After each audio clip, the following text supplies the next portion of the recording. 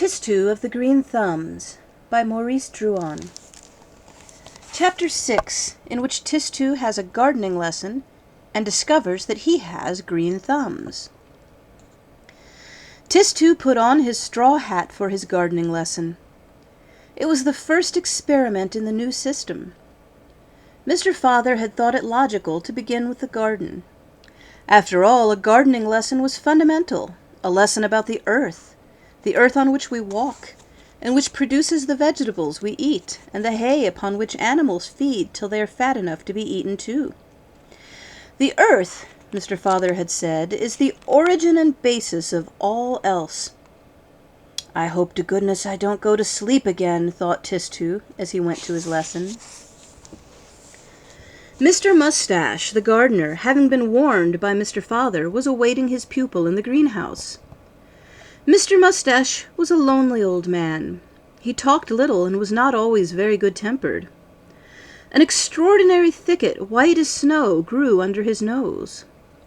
How can one describe Moustache's moustache? It was one of the wonders of nature. On blustery days, as he went off with his spade over his shoulder, it was splendid to see. You might have thought he was breathing two white flames which curled up to his ears. Tistou was very fond of the old gardener, though he was a little frightened of him. "Good morning, Mr. Moustache," said Tistou, politely raising his hat. "Ah, there you are," said the gardener. "We'll see what you can do. Here's a heap of earth and some flower pots. Fill the pots with the earth, make a hole in the middle with your thumbs, and arrange the pots in a line along the wall. Then we'll put suitable seeds in the holes." Mr. Father's hothouses were beautiful, quite in keeping with the rest of the establishment. Beneath the shelter of the shining panes of glass, a big stove produced a warm, damp atmosphere. Mimosas flowered in the middle of winter. Palms imported from Africa flourished in them. There were lilies for their beauty, jasmine and tuberoses for their scent, and even orchids, which are neither beautiful nor scented, were grown for a quite useless quality in a flower, their rarity. Moustache was sole master of this part of the estate. When Mrs. Mother brought friends to visit the hothouses on Sundays, he stood politely at the door in a clean overall. He was about as talkative as a hoe. Nevertheless, if any one of the ladies dared so much as to light a cigarette, or make to touch one of his flowers, he would rush forward, crying, "Are you trying to suffocate them? Strangle them to death?" Tistou, as he performed the task Moustache had allotted him, was pleasantly surprised to find that this form of work did not send him to sleep. On the contrary, he enjoyed it. The soil smelled nice. An empty pot, a spadeful of soil, a hole with his thumbs, and he had done the trick. All he had to do was go on to the next one. The pots fell into line along the wall. While Tistou worked hard at his task, Moustache was walking slowly round the garden. Tistou discovered that day why the old gardener spoke so little to people. He preferred talking to his flowers. Besides, it's obvious that if you pay a compliment to every rose on a bush or every blossom on a shrub, you won't have much voice left by the end of the day to say, "Good evening, sir," or "Good night, madam," or "Bless you" when somebody sneezes, all those little phrases which make people say, "How polite he is." Moustache was going from one flower to another, asking them how they were. "Well, little tea rose, still up to your old tricks, eh? Keeping a few buds in reserve to flower when there's no one to see them? And you believe yourself king of the walk, Morning Glory, do you? Just trying to climb up to the top of my pagoda? These are nice goings-on." Then he turned his attention to Tistou. "What, not finished yet?" "I've nearly finished," said Tistou. "I've only got 3 more pots to fill." He quickly filled them and went to meet Moustache at the other end of the garden. "There, I've finished." "Well, we'll have a look," said the gardener. They returned slowly because Moustache kept on stopping to congratulate a peony on its complexion, or encourage a hydrangea to turn blue. Suddenly they came to a halt in utter stupefaction and amazement. "I can't be dreaming, can I?" said Mr. Moustache, rubbing his eyes. "You do see what I see?"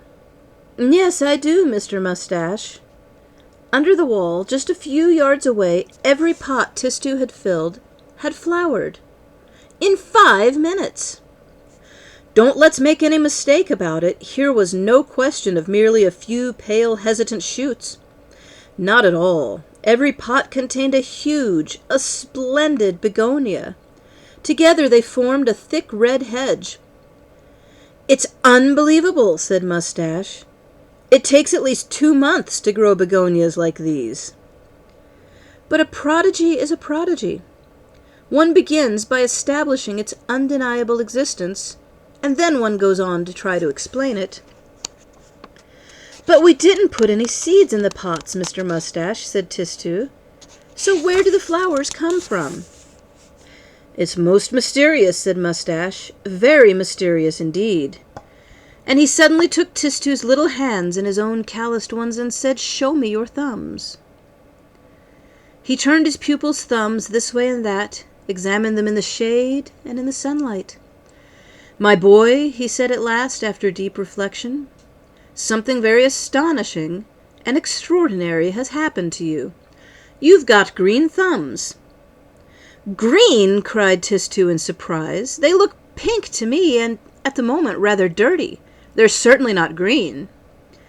He stared at his thumbs, but they looked just as usual. "You can't see it, of course," said Moustache. "Green thumbs are invisible. It's something that happens under the skin, what's known as hidden talent. Only an expert can recognize it. Well, I'm an expert, and I tell you, you've got green thumbs." "What do you do with green thumbs? What do you use them for?" "Oh, they're wonderful things," said the gardener. "A true gift of heaven. You see, there are seeds everywhere, not only in the earth, but on the roofs of houses, on window ledges, on pavements, fences, and walls. Hundreds of millions of seeds which come to nothing. There they are, waiting for a puff of wind to blow them into a garden or a field. They often die, caught between 2 stones, without a chance of ever becoming flowers. But if a green thumb lights on one of them, wherever it may be, the flower grows at once. There's the proof of it staring you in the face.